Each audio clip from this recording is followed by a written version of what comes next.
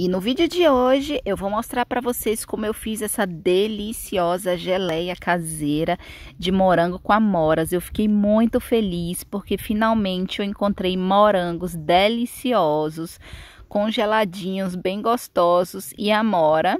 O morango estava R$10 do quilo e a amora era R$8 meio quilo.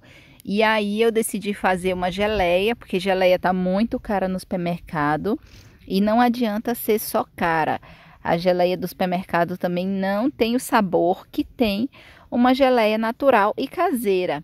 Então eu comecei colocando as amoras, os morangos e coloquei também 2 quilos de açúcar. Eu vou conservar na geladeira, porque aqui no Brasil é muito quente.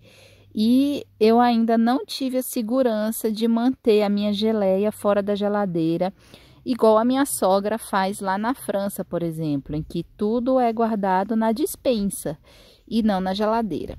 Além disso, a diferença é que a minha sogra bota a mesma quantidade de fruta, a mesma quantidade de açúcar. Só que aqui eu não acho necessário. Por quê? Porque vai ser de rápido consumo aqui em casa. Então eu coloquei 3,5 kg de fruta, né? E 2 kg de açúcar. Para mim tá de bom tamanho. Aproveitem e separem também 3 limões, porque nós vamos colocar o limão também na geleia, que é o limão que vai ser o responsável por deixar a geleia durinha, né? Que é a pectina, né? Ela mais durinha e não ela muito aguada. Então, o limão é muito importante. Então, depois que eu coloquei o açúcar, eu deixei ele em fogo baixo, porque o nosso morango estava congelado. Mas rapidinho o açúcar começa a derreter e aí é só ir misturando na panela. E aí você vai misturando aos pouquinhos, não precisa passar o tempo todo misturando não, porque essa não é um tipo de geleia que gruda no fundo da panela. Ela fica tranquila. Vocês vão ver no final, quando eu estiver enchendo os potes, que não grudou nada no fundo da panela. Vai fazendo tranquilamente. Além disso, enquanto eu vou fazendo a geleia, eu vou escaldando também os potes de vidro, né? Eu deixo eles em água fervente, como aparece aí no vídeo.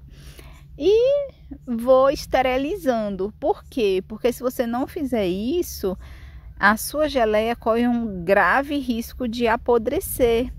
E se você esteriliza o pote, você tem certeza de que você não vai estar comendo uma coisa ruim, ou seja, você tem a segurança alimentar para você e para sua família.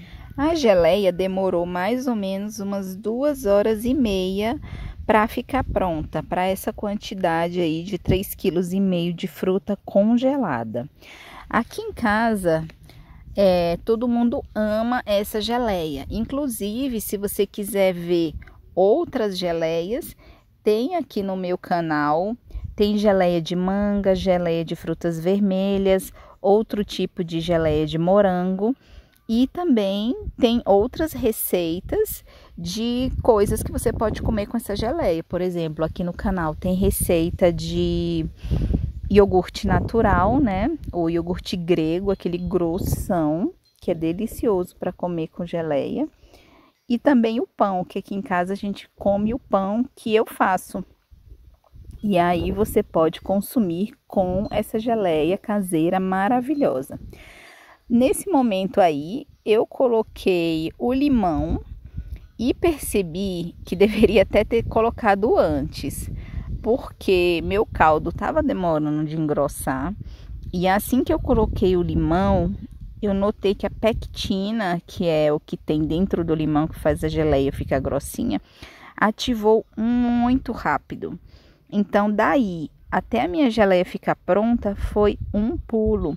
Logo percebi que o caldo já estava bem grosso, que a geleia já estava bem espumada, já estava no caminho de estar pronta para eu encher os potes. Olha que maravilha! eu ia sempre mexendo assim aos poucos, mexia um pouco, saía 10 a 20 minutos, depois voltava. E com relação à temperatura do fogão, no início eu comecei com o fogo bem baixo, né, para não queimar os meus frutos que ainda estavam congelados, para que eles descongelassem tranquilamente. E depois que eu vi que já estava bem encorpado, como se fosse assim uma coisa só, eu deixei o fogo alto. Quando eu percebi que o caldo começou a engrossar, eu baixei o fogo de novo, porque tem uma questão seguinte: a geleia de morango, ela é igual leite, ela vai subindo.